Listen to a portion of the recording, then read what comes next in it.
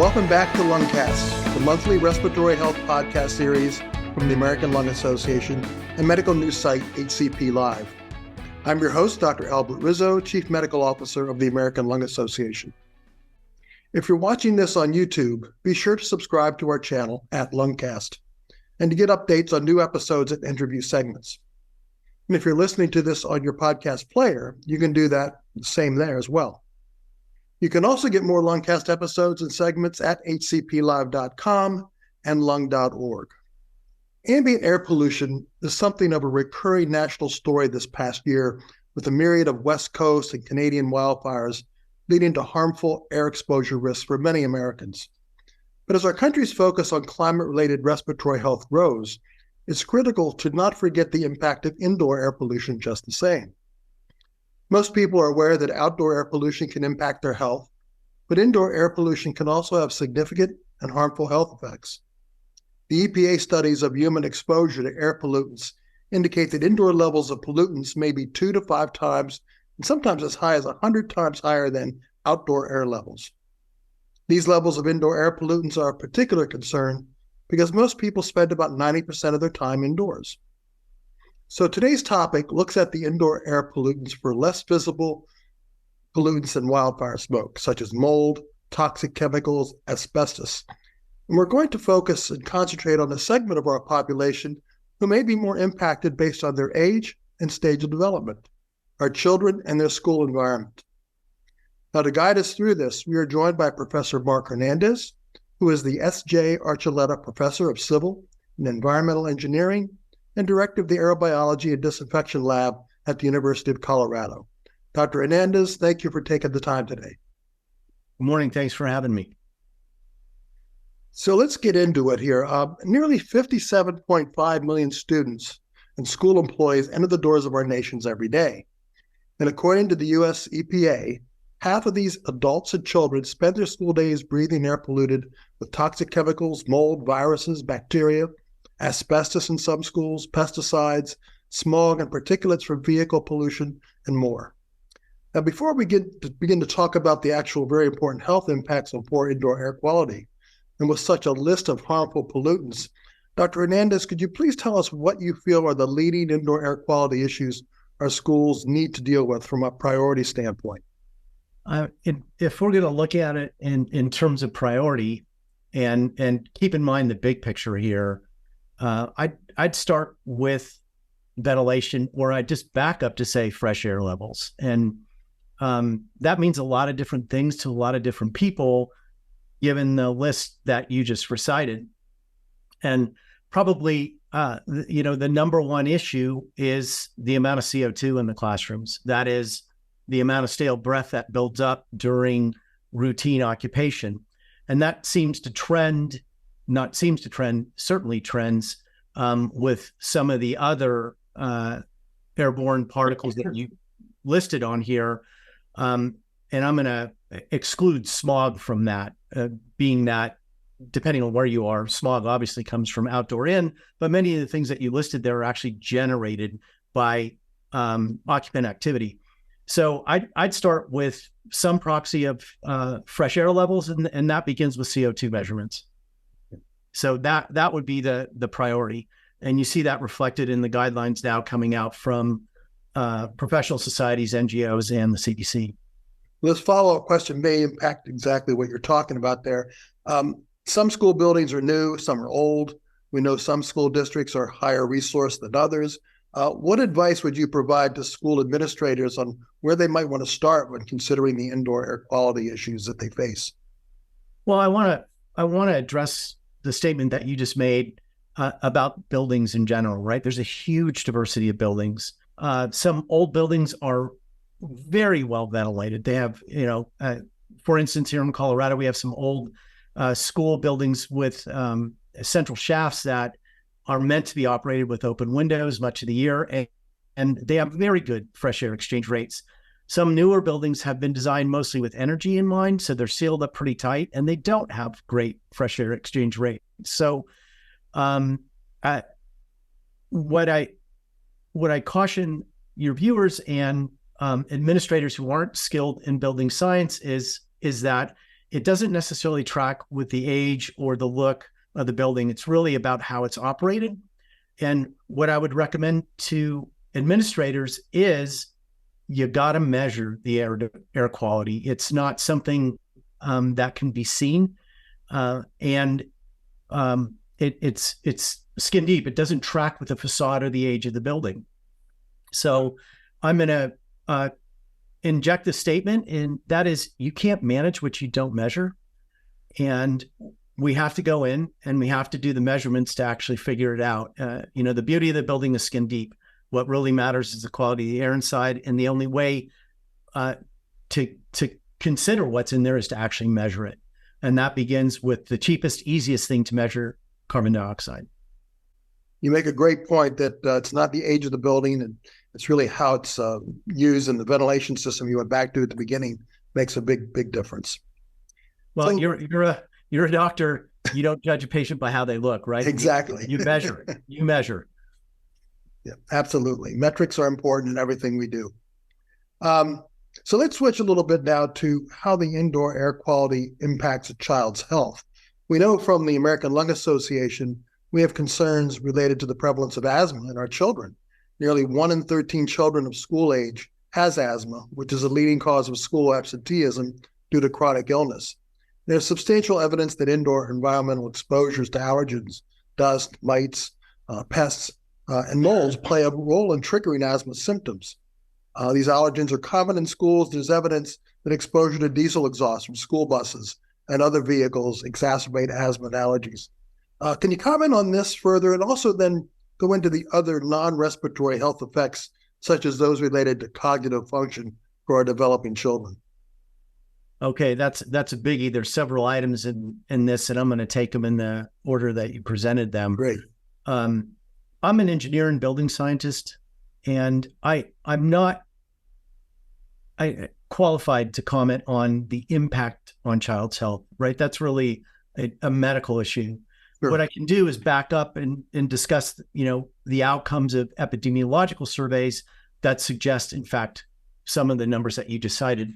And unfortunately, in the Mountain West where I live, we're high and dry, and we have a climactic pattern and industry associations that our asthma rates are actually much higher than that. Many of our public schools, particularly in the urban metro areas, construction dust, industrial operations, petroleum refining, and so on, they've been implicated in the higher association with young people asthma in our part of the country.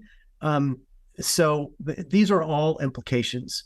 What I do know is that allergy and asthma triggers make everything else worse.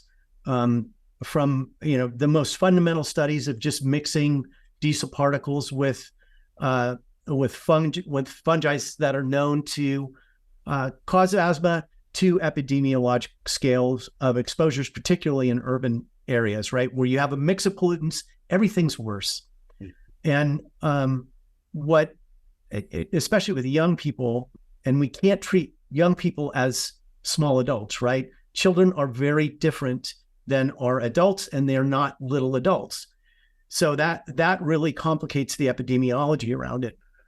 So from a building scientist aspect is, what I want to do is get as much fresh air as a building can handle and is affordable, right? Bringing in fresh air means HVAC operation. It means conditioning air in the summer and the winter so that the occupants, students are comfortable.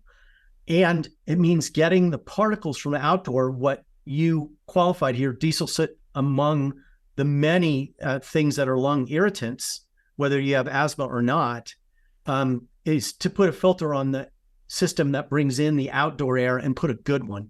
And that means you get the fine particulate matter out of the fresh air that you're bringing in. You get the good stuff, basically higher levels of oxygen, and you expel the bad stuff. That is the particles we're generating indoor, because we're all particle generators, whether we like to believe it or not. And really just do that. Bring in fresh particle-free air in enough quantity that CO2 and these bad particles don't build up. We remove them basically at the rate at which they're generated, if that makes any sense. And yeah, that includes the stuff, right? Bacteria, fungi, their fragments, and excluding the stuff from outdoors, pollens, diesel soot, construction dust, all the bad stuff. So it's actually a pretty simple concept, right? Mm-hmm. Yeah, bring in fresh air, get the bad stuff that's out of the fresh air, mostly particles, in, and displace what we're generating indoors at some rate. And what I'd like to comment is there is an emerging body of literature that suggests just CO2 alone, if we don't take the stale breath out of the buildings at a fast enough rate and replace it with fresh air, particle-free air, something that's not going to bother us, cognitive function is a real issue. We get tired easier when CO2 levels are high. Probably many of the adults watching this have experienced that. Cognitive function is a very difficult thing to measure. It's not like an asthma prescription. So that performance, there's a lot of work actually focusing on that right now, but all indications is that when air builds up CO2, we're not as sharp as we would. Our learning environment is compromised and teaching learning effectiveness starts to drop. Very individual. Right. Very, very individual. Some are more sensitive than other, but the center of mass of young people, center of mass of adults too, do respond to that generally negatively, and you can feel it. At least I can feel it. So what's the answer? Better ventilation, get the particles from outdoors out of the fresh air and bring it in, and do so at a rate that's measurable and consistent. Okay. So this all maps back to the first comment that I made about you can't manage what you don't measure, and the guidelines are out there. CDC's produced them, ASHRAE's produced them, and we've got a benchmark to try and hit. Well, that brings up another question I have is, if these measurements are out there, how often do you think these measurements are looked at by the individual school districts and buildings? Is this something that is regulated, or are there local? No, I wish it were regulated, and I'll come back to you can't manage what you don't measure. Got it. But I'm happy to report that school districts around the country are catching on to that. They're investing in this. Monitoring is not expensive. And we've broken it down to about $60 per classroom per year on a per capita basis. One of the largest school districts in the country has just deployed 10,000 air quality monitors, every classroom in the district. Montgomery County, DC. Here in Denver, we've deployed statewide. We've deployed in Colorado. A couple of school districts in California, including Monterey, have deployed a significant amount of air monitors to get to this point. And what I'm also happy to report is the data shows that there's a lot of really good, high-performing school buildings out there. They're not all bad. And as a matter of fact, some districts have a majority of classrooms that are already meeting these ventilation suggestions. So I don't want to be doomsday about it, but what air quality monitoring does is give you a cost-effective way to prioritize in an evidence-based manner where you see high CO2 levels, focus on those rooms first.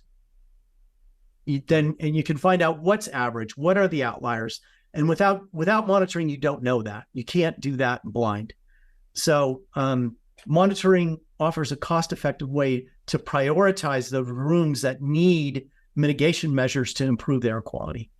I'm curious, did you see much impact from the COVID pandemic when schools were noted that ventilation was important with regard to spread of the disease? Did that impact how schools looked at it? Yeah, and I hate to say it on behalf of my profession, apart from infectious disease, we should have been doing this anyway, right? I'm going to use the driving analogy. I get into a car, I have a dashboard that tells me the performance of my vehicle, tells me how much fuel, oil pressure, temperature of the cooling system and all that. We don't have that dashboard when we walk into buildings, and we should. It's affordable, it's available, the technology's there. It was there before the pandemic, and the pandemic really catalyzed attention to, hey, these other proxies, particulate matter, CO2, suggest not longevity, But if there were something infectious disease agent present like COVID, more fresh air is better. And the other complications, if you have allergy and you get COVID, chances are you're going to get a tougher case of it. At least that's what my colleagues at University of Colorado Medical School tell me, right. and at Children's Hospital. So we should be doing this anyway. We won't drive a car without a dashboard. Why are we driving our buildings without dashboards? That doesn't make sense. Yeah. And especially for young people in school, they don't have a choice to be there. As adults, we do, right? We can choose not to go in a building. We can work remotely. We can put a HEPA filter or do some mitigation strategy in our office or wherever, our corner of the world. The kids don't get that option. Mm-hmm. So they, of anybody, deserve a dashboard that tells them real time, or the administrators and facility managers, what the air quality condition is in their classroom. And I believe it's the responsibility of the facilities managers to make sure that that's as good as it can be under any given condition. It's affordable, available here and now. We should do it, and we've got leaders doing it. Great. Boston, Montgomery County, Denver Public Schools among them. Big school districts are now moving to do this. And it sounds like, again, a point that the American Lung Association is always concerned about is the health equity issues across different disease states and different exposures. And I'm sure, again, whether or not a school district has the ability to put these monitors in place and change the ventilation system really depends on their resources, but we need to keep an eye on the most vulnerable in those populations as well. So yeah, great point. That way, if we monitor classroom air, at least we can know, and we could actually verify what you're saying or disqualify what you're saying. But the point is, whether you're from, socially vulnerable or not, air is the equalizer, right? You have a choice about the water you drink. You do not have a choice about the air you breathe. And now that we can monitor it and mitigate it, even with the simplest thing, an in-room classroom air filter, the state of Colorado just deployed 30,000 air filters in 30,000 classrooms across the state for that reason. And the air quality monitoring directed them of where to put them. Where would they be the most effective? And again, if do the math on it, if you gave up your pumpkin latte at 1 day a month for your kid, that would pay for it. So I think there's a fallacy that we have to, completely re-engineer or redo an entire ventilation system for a building. We don't. We have in-room mitigation strategies that are affordable, available, off the shelf here and now. Raising that awareness of the ability to change things without too much cost investing is a great point for our listeners. Well, I think that's what scared us away in the past. Right.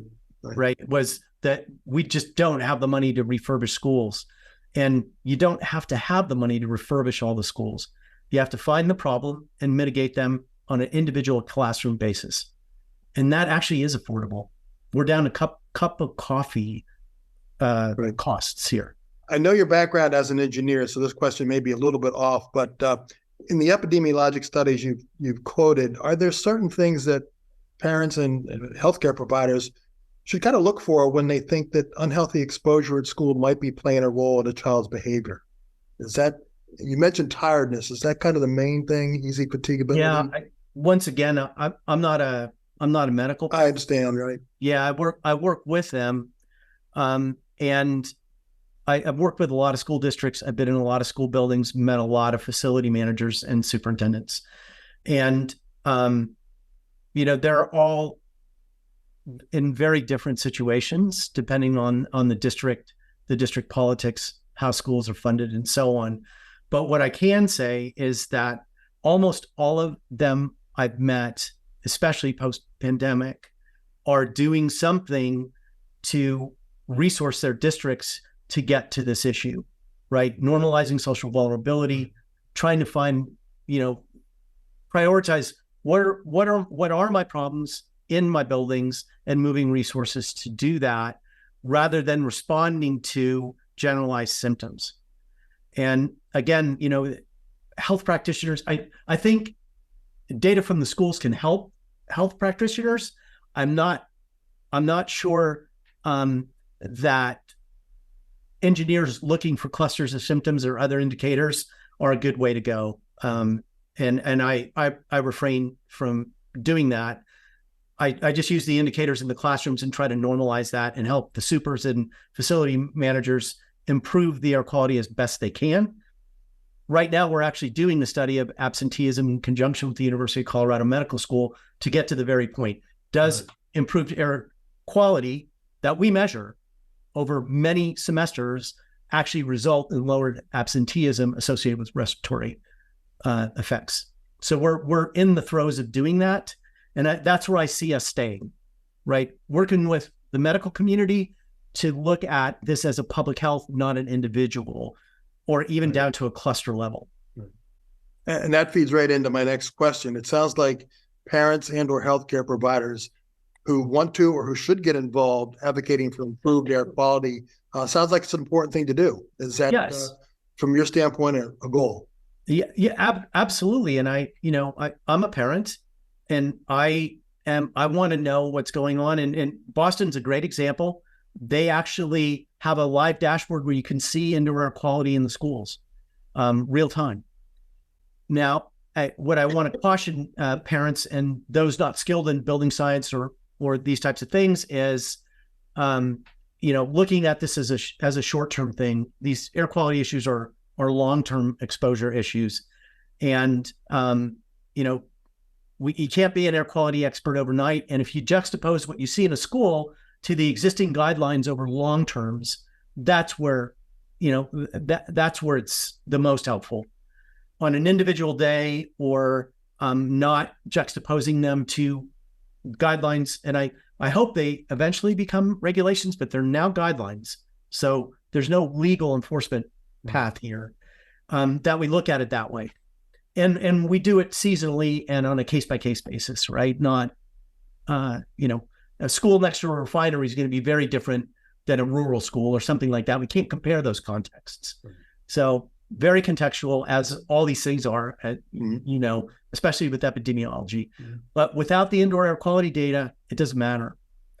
And that maps back to the dashboard. I think Boston's a great example of giving this information to the public and giving resources. So, hey, take a look at the school, but juxtapose it to the guidelines. Yeah, not each other. The guidelines you keep mentioning, are those available and understandable to the lay public or to a healthcare provider? Yes, I think they are. I think our professional societies, particularly the Architectural Engineering Society, ASHRAE, CDC, of course. There are now government professional society or university NGO partnerships. One based at Johns Hopkins, another at Harvard. This is a very famous one, that are looking at exactly this, saying, hey, we have a consensus around the guidelines. Air exchange rates should be this, ongoing. Some days they may be lower, some days they be higher, but ongoing, on a bulk basis. We'd like to see CO2 levels, particulate matter levels, these outdoor air guidelines modified appropriately for indoors, because indoor air, as you mentioned, outdoor air are very different contexts. Well, you've certainly given us a lot to think about, and there is hope there. It sounds like there is good work being done in certain areas. A lot more has to be done, but I want to thank you for your time and expertise today on a really an under-addressed subject. And as we all begin to hunker down indoors this winter, we hope that our caregivers and patient audiences alike take away a clear understanding of how important the indoor air quality is. And if you're interested in learning more about this subject, check out our episode on poor indoor air quality with Dr. Edward Brooks and Dr. Charlene McAvoy from last November. And again, be sure to subscribe to and rate Lungcast on your preferred listening or watching platform, and visit lung.org and hcplive.com for more news and resources. Thank you again, Dr. Hernandez, for really a non-medical but very important aspect of indoor air quality issues. Thanks for having me. I enjoyed the interview. So until next time, I'm Dr. Albert Rizzo, reminding you that if you can't breathe, nothing else matters.